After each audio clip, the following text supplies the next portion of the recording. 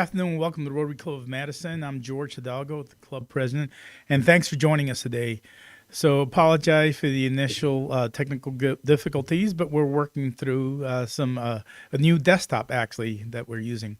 So my opening message today about the Community Grants Committee. Now this is a 15-member committee that reviews the applications from local organizations seeking funding from our Madison Rotary Foundation. Now each committee member visited 4 organizations and they provide a summary report of their visits at an all-day meeting. Now, the committee went virtual this year with their visits to organizations as well as their all-day meeting. The Zoom meeting went really well, and they found a new way to conduct the voting, and it all works seamlessly. So our thanks to Jen Savino, who chaired this year's committee, and to Terry Heinrichs, who helped with the vote tallying.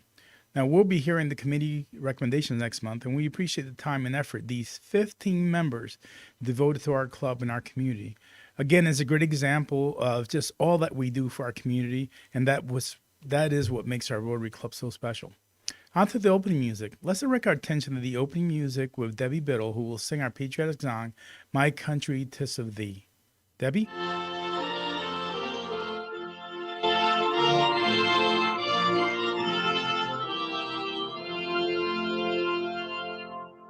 My country 'tis of thee, sweet land of liberty, of thee I sing. Land where my fathers died, land of the pilgrim's pride, from every mountainside, let freedom ring. Our fathers, God, to thee, author of liberty, to thee we sing. Long may our land be bright with freedom's holy light. Protect us by thy might, great God and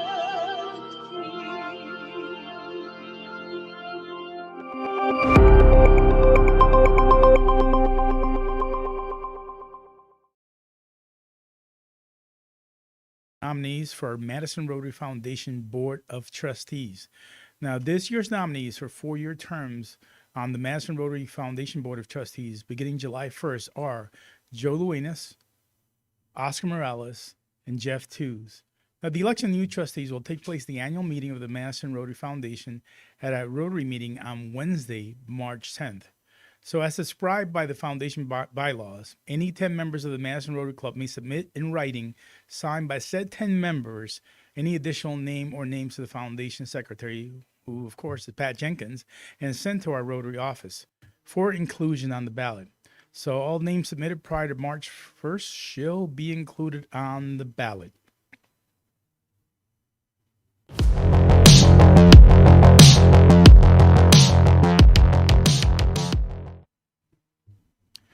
So as president, I get asked a lot of questions by members.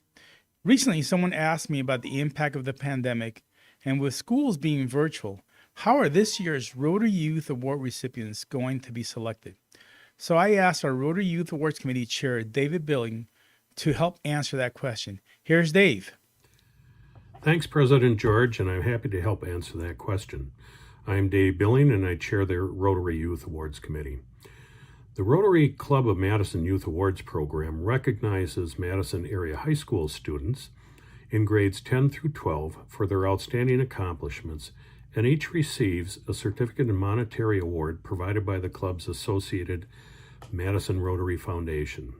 We recognize students in the following 5 categories: Wilson Sophomore, Junior, and Senior Academic Improvement Awards, which are funded by Mike and Patty Wilson; Senior Academic Achievement Awards, Outstanding Senior Awards, Community Service Awards, and we select one sophomore from each high school to attend a weekend Rotary Youth Leadership Award Conference.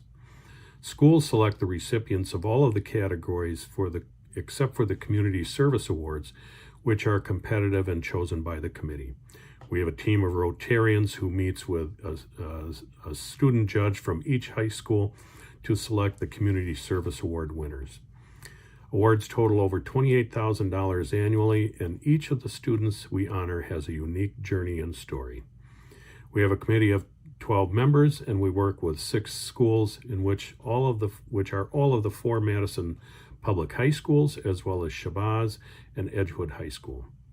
As far as the pandemic, we experienced its impact starting a year ago. Schools submitted their student award nominations to our office last March. Within weeks, the schools and offices were closed due to the pandemic. Since that time, our committee has found new ways to complete our work. We hold our conference meetings by Zoom. Last year, we were not able to involve the student judges in our process. This year, however, we will meet with the student judges by Zoom. Schools will submit their nominations electronically, and instead of in the usual paper form, we have modified our Community Service Award criteria slightly because we are aware that there are not as many in-person volunteer opportunities this year, and we realize some students are helping with younger siblings and family members during this time of virtual learning, while their parents and guardians are still needed to work outside the home. In summary, we've adapted our process so we can continue to recognize these outstanding students, and our committee will provide brief highlights of this year's recipients during our April 28th Rotary online meeting. And we look forward to meeting our Rotary Youth Award recipients in person in 2022. Thank you, and have a good evening.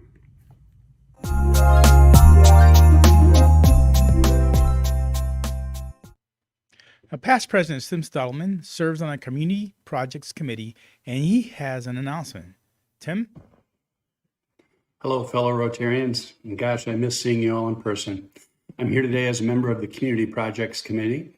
While it's been a difficult year to get together to help serve our Community Projects Committee under Chair Jenny Jefferson's leadership continues to try to find ways to serve our community and provide opportunities to each of you as members that are able to continue to provide service above self.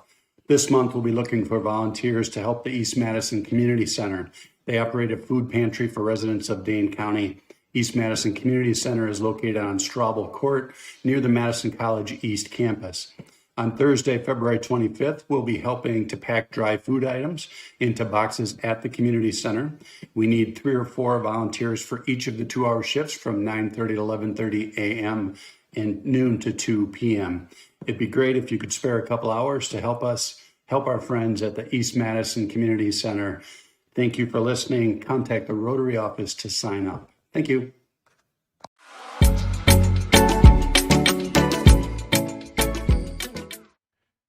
Now, we have birthdays to celebrate with a bit of humor or wisdom that complements Rotary's mission. We also encourage members to make an age-appropriate gift to the Madison Rotary Foundation, rounded up to $100 for our Club Synergy Scholarship Fund. So February 7th, Connie Maxwell. February 11th, Don Snyder. February 12th, past President Dick Olson, who will celebrate 90 years this Friday. You'll see he is sharing from first grade one-room schoolhouse with a potbelly stove to keep warm. Dick shares this message: whether you like him or not, never bet against Tom Brady. That's a good one, that's for sure. February 12th, Leslie Overton. Also on February 12th, Floyd Rose. Also on February 12th, past President Bob Sorge. February 13th, Rob Vandenberg. February 13th, John Wigenke. So thanks to our celebrants for their contribution to the Madison Rotary Foundation. Please join me in wishing them a happy birthday. Nick Curran and his children will sing happy birthday. Nick? Happy birthday to you. Happy birthday to you. Happy birthday, dear Rotarians. Happy birthday to you.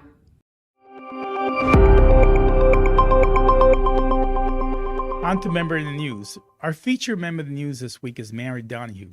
Now, she's Director of Development and Communications for Domestic Abuse Intervention Services. Now, Mary has been a member of our club since 2015, and she chairs our International Projects Committee this year.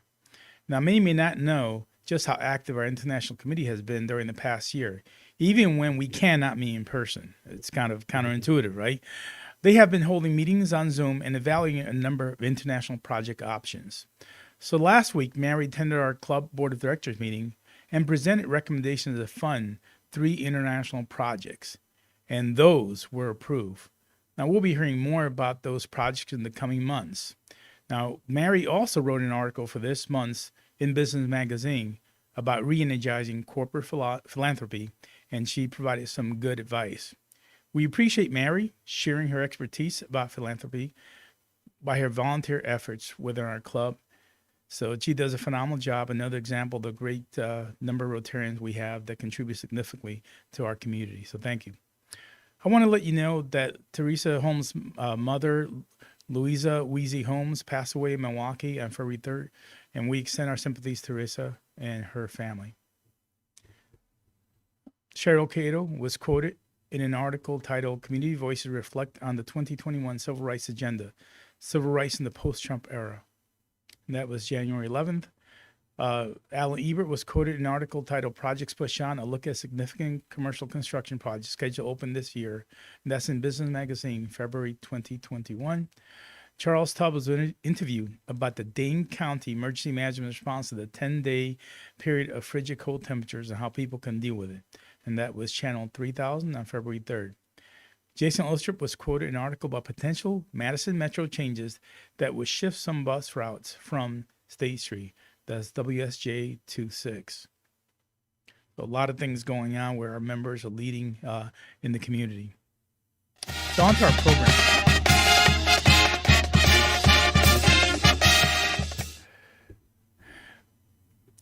So our speaker today is UW System President Tommy Thompson, who was appointed to that position last July. Now, I know it's interim, but as a former governor of our state, he was first elected in 1986 and won an unprecedented 4 terms, which makes him the longest-serving governor in Wisconsin history. Now, he stepped down during his 4th term to become United States Health and Human Services Secretary under President George W. Bush, a role where he oversaw an increase in funding for the National Institutes of Health and enhanced public health, local public health preparedness. Now, following his term in public office, he has focused on efforts to develop innovative solutions to the healthcare challenges facing American families, businesses, communities, states, and the nation as a whole. So he's going to tell us about major issues facing the UW system and higher education in Wisconsin in the post-pandemic period. We look forward to your presentation, and we have made a contribution to the Rotary International Polio Plus Fund as a way to say thanks for speaking to us today. I also wanted to mention that we will have a live Q&A with our speaker immediately following today's presentation. Unfortunately, it's pre-recorded, but he will be available to answer questions live. And you can find the link in the Zoom Q&A in this morning's email from the Rotary office or in today's YouTube chat. Let's welcome Interim President Tommy Thompson to our virtual podium. Thank you. Good afternoon. And first, let me just say thank you for giving me this opportunity to come and talk to you about the University of Wisconsin. But before I do, I want to thank all of you for being Rotarians. I grew up in a family where my father was the sponsoring member of the Elroy Rotarians, much smaller than, of course, Madison Rotarians. But I always have had this great impression and vision about the Rotarians being the leaders of their community, individuals that are dedicated to making sure that their community survives and expands and grows and prospers. And so I want to just take this first opportunity to just say thank you for all you Rotarians for what you do and making Madison the best that it possibly can be. And also your tremendous support for our businesses, our state, and of course, the great University of Wisconsin. I also have had the privilege of addressing this group probably a dozen times as a legislator, as a governor, as a secretary, cabinet official, now as the president of the University of Wisconsin system. It's always a thrill and honor because I know I'm coming in front of the leaders of the Madison community, people that really are dedicated to making things better. And that's what I'm trying to do at the University of Wisconsin. The University of Wisconsin shares your passion in building a strong and vibrant community. We're a critical talent pipeline for Wisconsin businesses. Each year, we educate more than 170,000 students, and we award nearly 37,000 degrees, many in high-need areas like nursing, engineering, teaching, businesses, computer science, IT, data science. And importantly, for you and for the state of Wisconsin, about 90% of the Wisconsin residents graduates remain in the state 5 years after graduation. And at the same time, our faculty generates groundbreaking research that improves the lives and often leads to new companies and patents and opportunities. Job creation is key to both retaining the talent produced by UW campuses and recruiting talent from elsewhere to come here to live and to work. And because of the critical and unique role we play in impacting the state's future, I have submitted, and hopefully you will support it, a very aggressive budget request for the next 2 years. I have told everybody we are done apologizing for the University of Wisconsin. I want to brag a little bit about the University of Wisconsin because we do so much. We're the economic engine for the state. And some people have criticized us for this or that, costing too much. But the truth of the matter is the state gives us about 17% of our finances to run the university. And yet we return about a 23-to-1 return on investment. And I want to ask you a rhetorical question. If I said to you, if you give me 17 cents, I will give you 83 cents back. How often would you go into your pocket and hand me 17 cents?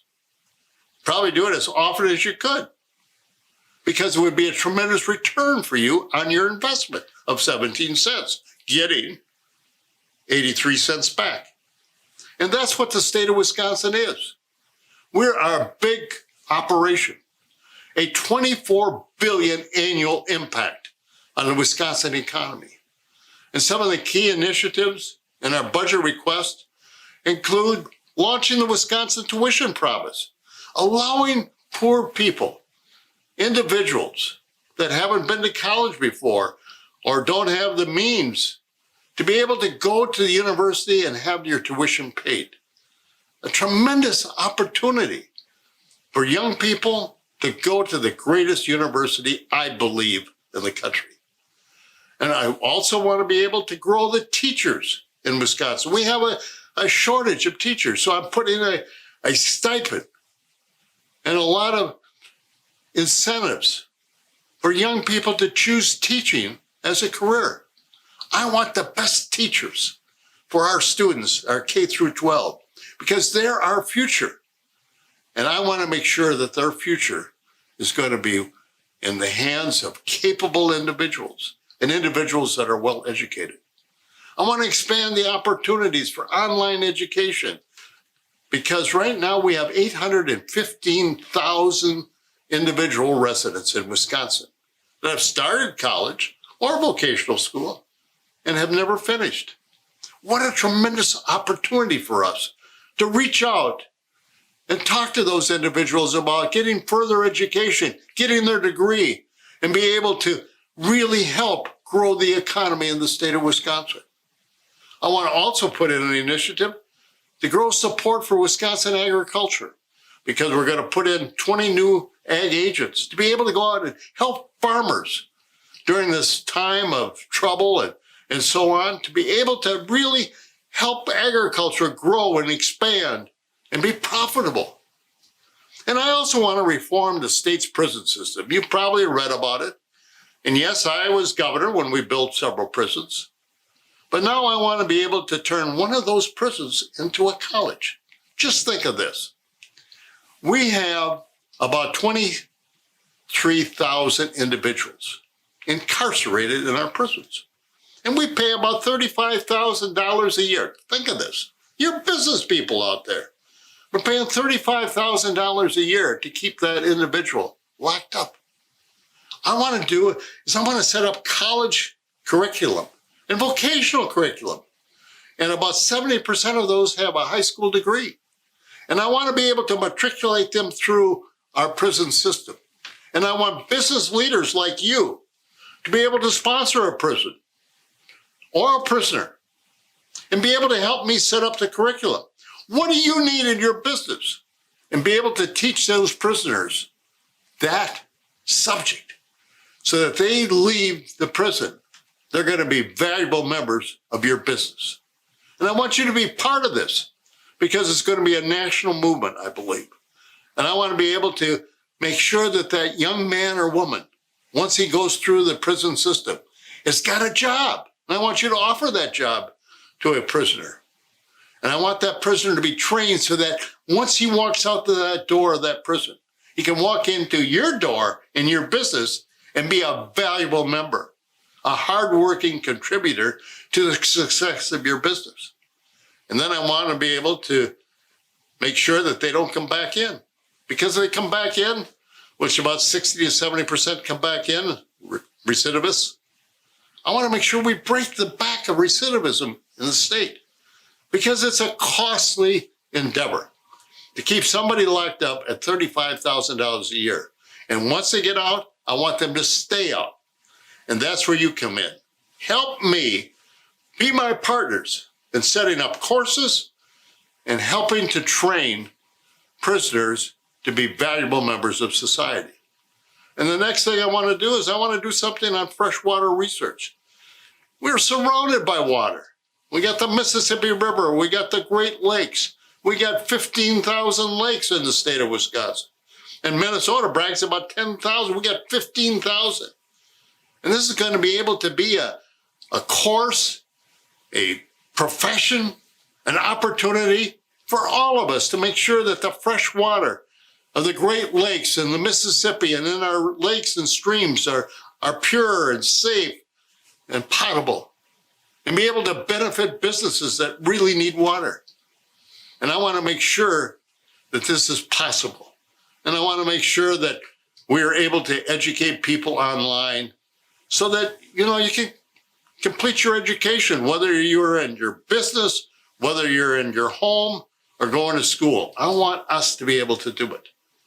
And, I'm trying to change the idea about Wisconsin being in every corner of the state, which we are, and we're going to continue that.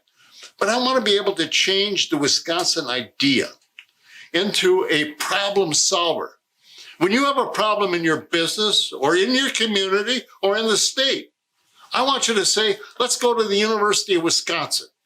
Let's go there and be able to inquire about some of the best minds in water, in agriculture, in biotech, in engineering, biomedical, all of these things, Wisconsin is a leader. And we need a collaborative approach to even be greater. And therefore, you can come in and be helpful. Now, of course, all of us have been set back, with COVID-19.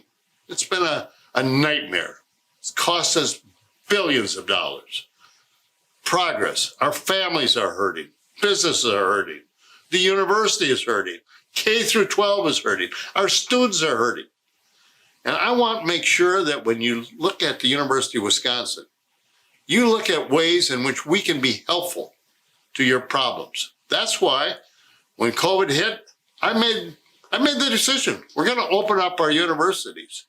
In order for us to open up our universities, I said we have to be careful. We have to be smart. And so we mandate masks when you're on a University of Wisconsin campus. And then we said, we're going to set up a testing program second to none. Some of the safest places to be is on a University of Wisconsin campus. Oh, we get criticized at the beginning of the year, but we finished the year in which our positive rate of COVID-19, individuals that come down with a positive reading on COVID-19, is less than 2%. Less than 2%.